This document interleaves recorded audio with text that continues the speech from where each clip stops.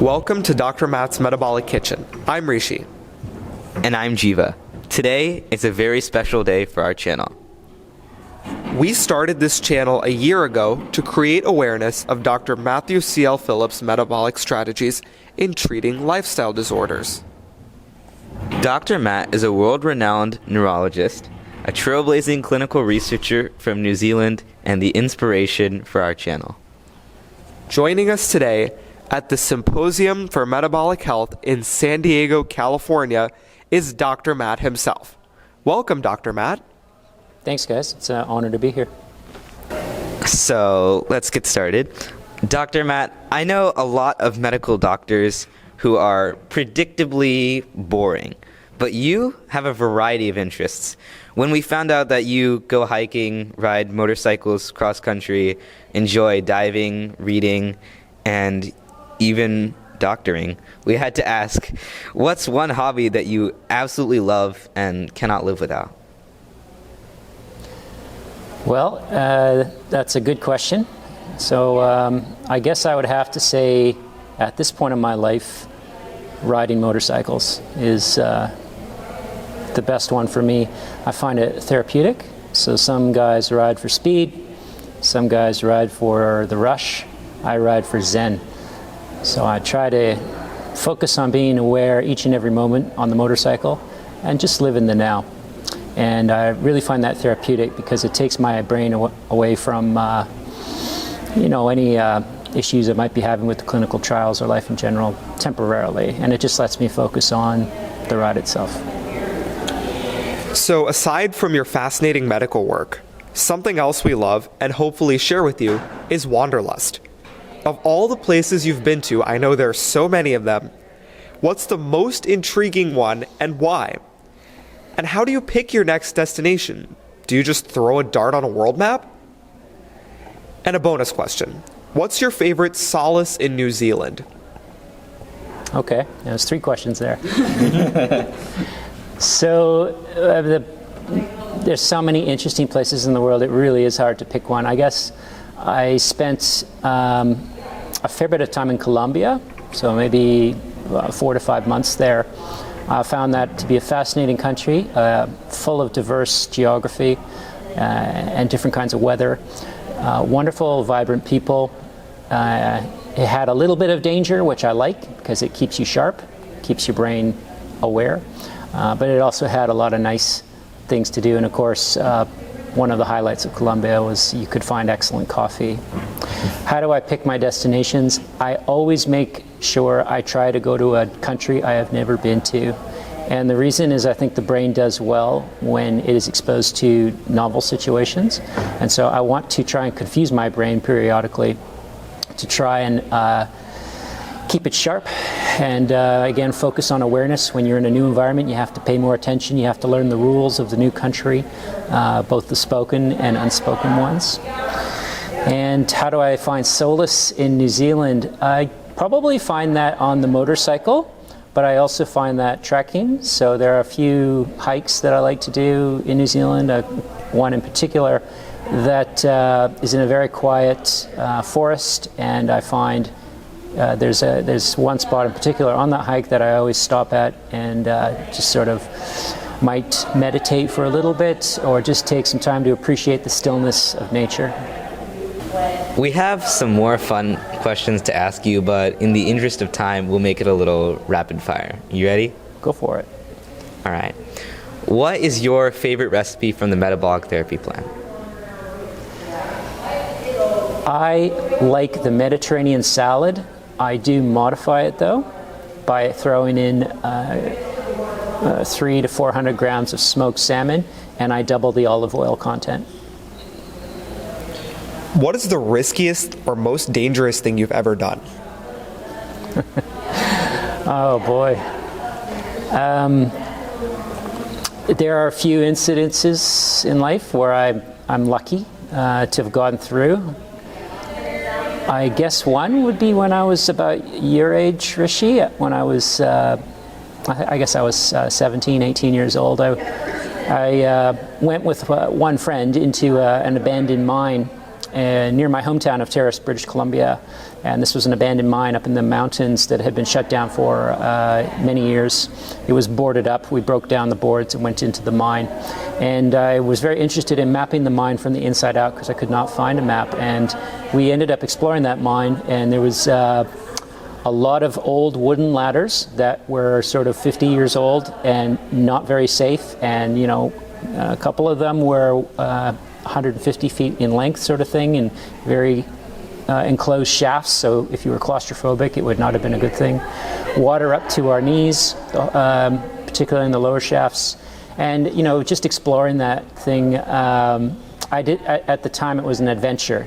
However, when I got back, I realized after speaking to several responsible adults that it was perhaps not the wisest thing, that the mine had collapsed in the past and killed a couple of people, and there could have been toxic gases trapped in there and so on. So I guess that was dangerous, one example, but at the time, for me, it was an adventure. So, what's the most fun part of your job? Honestly, the best part of my job revolves, so I'm a clinical neurologist. I treat people with strokes and epilepsy and Parkinson's and multiple sclerosis and muscle diseases, and, you know, a lot of the times people come to me not knowing what the problem is, and I have to try and figure it out. Usually do, not always. The funnest part, though, I gotta say, is the therapeutic aspect, because in neurology there's a stigma that you can't treat things very well, and I'm really interested in changing that, so hence the metabolic neurology. So I like it when people start to improve with a neurological condition that is said to be incurable. Even if I can stabilize it or help them stabilize it or improve it a little bit, I just love that, and the patient loves it. And when I see the patient really enthusiastic about the fact that this disorder has improved, and it was mostly what they did, not me. I was just a guide. I think that's the greatest feeling in the world. Now, what's the hardest part of your job? The hardest part of my job is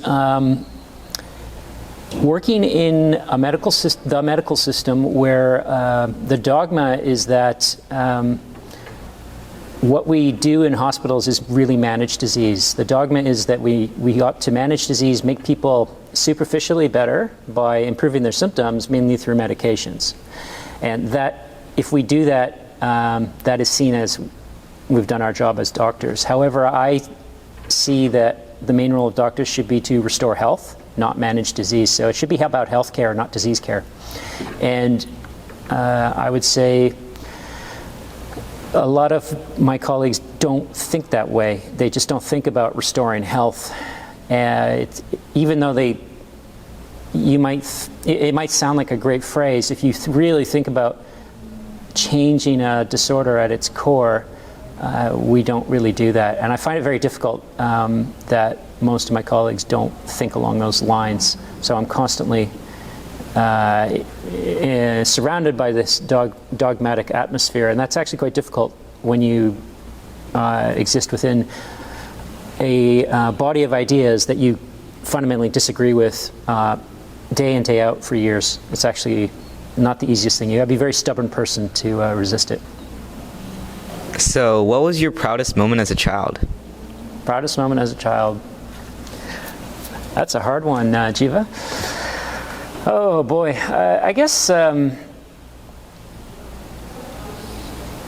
remember when I was maybe 6 or 7 years old. I played piano from a young age. My mother put me into piano, and I remember I went to my first piano competition, and I remember the song. It was called One Fine Day, and I played it very well. I scored an 88 out of 100, and my mother was very proud of me, and I thought that was one of the greatest feelings, that I won that particular competition that day. And it was playing a nice, easygoing tune that I still remember to this day, and it made my parents proud. Interestingly enough, Jiva and I have also been playing the piano for a long time. And the last of these fun personal questions. Who is your real life hero, and who's your favorite superhero, your favorite fictional superhero? Heroes. I believe everybody should be the hero in their own story. so I don't have a real life hero. When I was younger, I certainly looked up to people as role models. I think it's good to have role models for a while, and then once you sort of outgrow the role model, you actually move on. You might find another one, but hopefully that role model turns into yourself. So I liked Louis Pasteur when I was a kid. I would say during my scientific and neurology training, there were a few people. So my master's thesis supervisor, Dr. Bruce Tufts in Queen's University in Canada, was in a way a role model, a good man, and a great scientist. I would say in my neurology training, there were a couple people, a guy named Jim Janis, who was a stroke physician in Adelaide, Australia, a lady named Lynn Kearse, who was a neurophysiology specialist at the Royal Melbourne Hospital where I trained. I guess those are some people that really helped me along, but I think you should aim to make yourself your own role model ultimately. Fictional superheroes. I don't know too many of them. I would have to say it's a contest between Wolverine, who's a Canadian, I believe. I like his independence and ferocity and his absolute desire to live life his own way. I also like Captain America because he's about the greater good.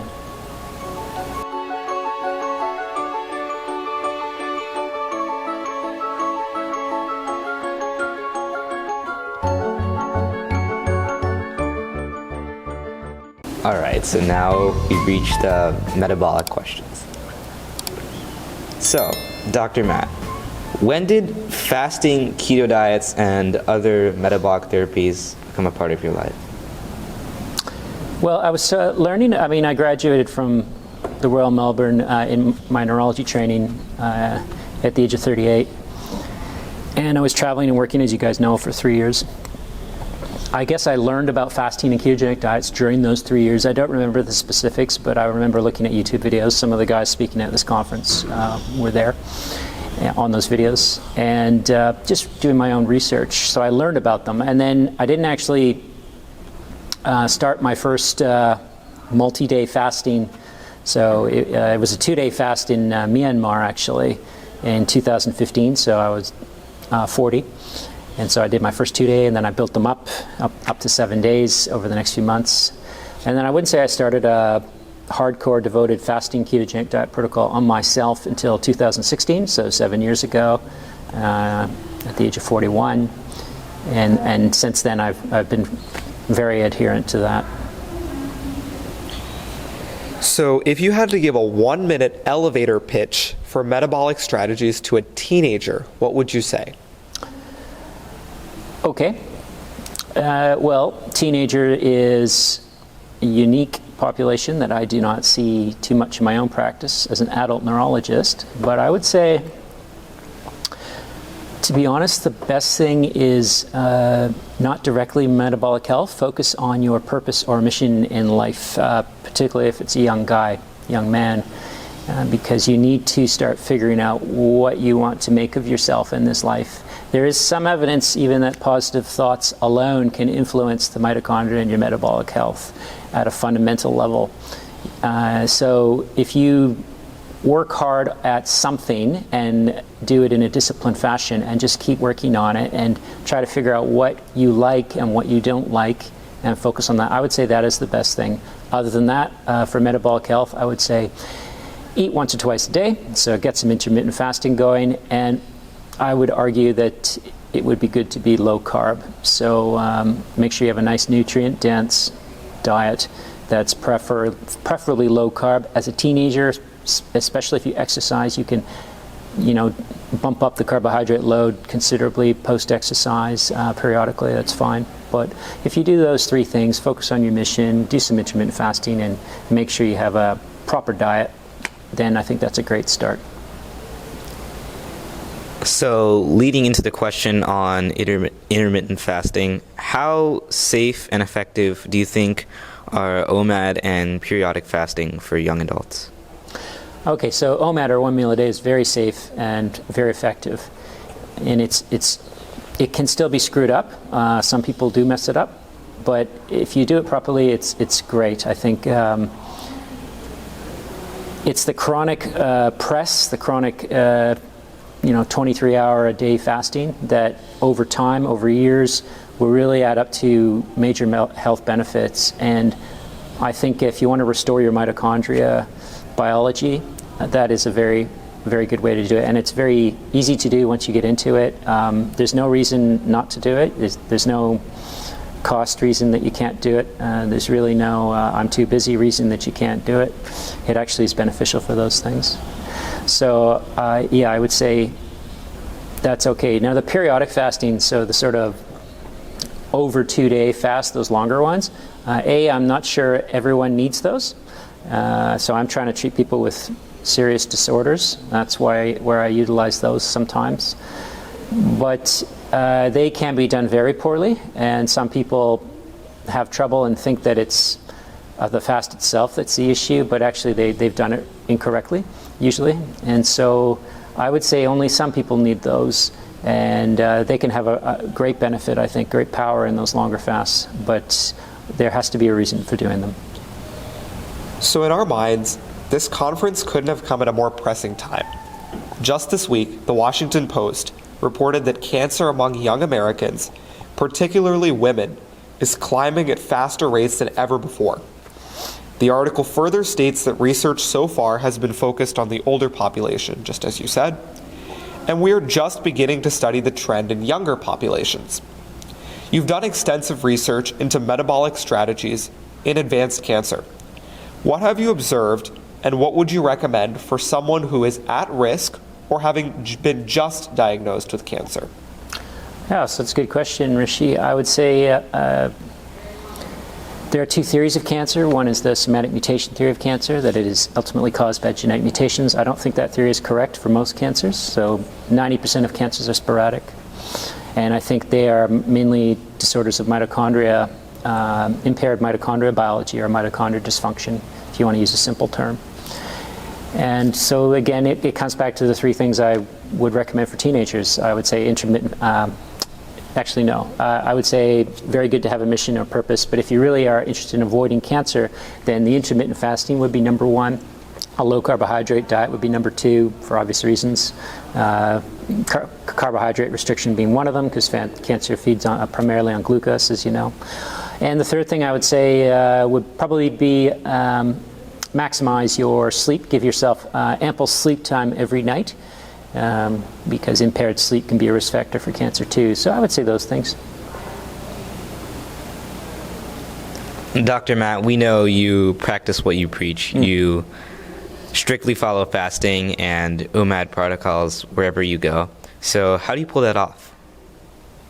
Well, I find it very easy now, and I look forward to the 23-hour fasts. I mean, for example, I had no desire to have breakfast this morning and zero desire to have lunch right now. So that's why I'm here doing this episode with you guys. So I will look forward to dinner. I won't be hungry, I won't be ravenous, but when I start eating, I will eat and I will really enjoy that meal. So to me, it's about changing your psychology to realize that if you realize that one meal a day is a more normal thing for people to do in an evolutionary sense than 3 meals a day or 5 meals a day, then that's helpful. And then once you start doing it, so you got to understand the why before you do the how. But once you do that, then it's actually quite easy. It becomes a part of your normal life. So doing OMAD is not hard at all. So on the same lines, how can college students living in dorms away from home follow metabolic strategies? I'm just asking this question as a freshman. I'm not going to be able to cook in the very small dorm space that I have. Yeah. So it will be harder because there will be some peer pressure to eat more, and you might go to more social outings as a freshman, and people will often drink and eat at those parties and things like that. So I would say one of the advantages being a college freshman, you probably have a cafeteria there where they might give you unlimited food, for example. That's right. And if you wanted to do a 1 meal a day strategy, for example, then you could go to the cafeteria and really, hopefully there'll be some food choices you can pick that are low in carb, and really you can actually use the perceived disadvantage to your advantage. What do you think are the most common mistakes people make in fasting and keto? The most common mistake is they have the wrong why for doing it. So they do it for weight loss, or just for some vague definition of general health, or something, or because they saw someone else do it and they said it was great. You have to have a really good, deep internal reason to do these things. And if you understand that mitochondria are the cornerstone of health, and that fasting is probably the best thing for mitochondria health there is, then that is a good reason, and that is why you'll do it. But the weight loss is a side effect.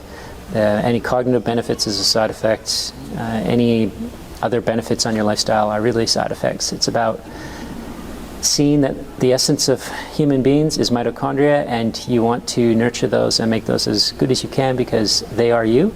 And if you do that, you will have wonderful health, I believe. So, do you think metabolic strategies would be as effective in communicable diseases as they are in lifestyle disorders? No, with so like infectious-based diseases, first of all, yes is the answer, because if you do metabolic strategies, you have excellent metabolic health, you're far less likely to get any significant illness from a infectious disorder, such as C19. We know that people with good metabolic health are much lower risk of contracting symptoms for that. And I sometimes say I've got several colleagues, neurology colleagues at the hospital, and a lot of other medical colleagues.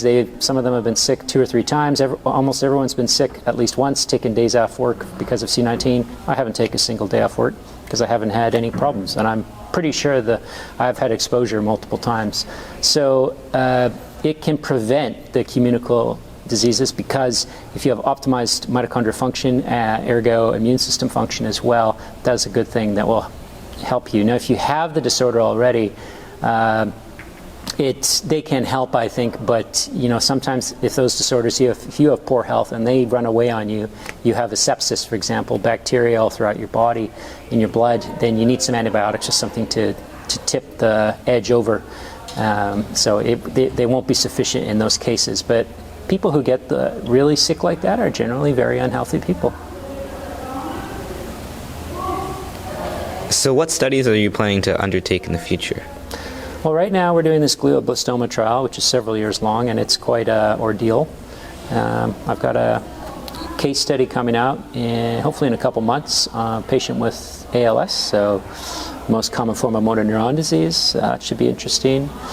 And I've got a few other papers on the go. I'm not planning any other major clinical trials, though, until the glioblastoma trial is another year or so in. It's difficult to do 2 trials at once. I've never tried it. I don't think it would be a very good thing. So 1 trial at a time. How can students like us help make a difference in different metabolic fields? That's a great question. So I think any young person, if they want to make a difference in the world, they have to make a difference to themselves first. I think it was Gandhi that said, be the person you want to be if you want to change other people. Something along those lines. I probably screwed the quote up a bit. But the point is, you have to change yourself and become the person you would look up to and aspire to be yourself. And if you do that, other people will see that, and then the world will start to change. It is a mistake, in my opinion, to try and change people directly through force or coercion or even an argument. It's not constructive, and the best way to do it is change yourself, be the thing you want to see, be the change you want to see in the world, and that will, over time, do some amazing things. And our last question for this interview: when are you going to write a book, and what would you call it? A book might, maybe in the next 10 years I would consider writing a book. So I guess right now I'm focusing on the work. So I think if you write a book and then you're publishing trials, it's difficult, because then you sort of have a conflict of interest, right? Because the book will earn you money from the sales.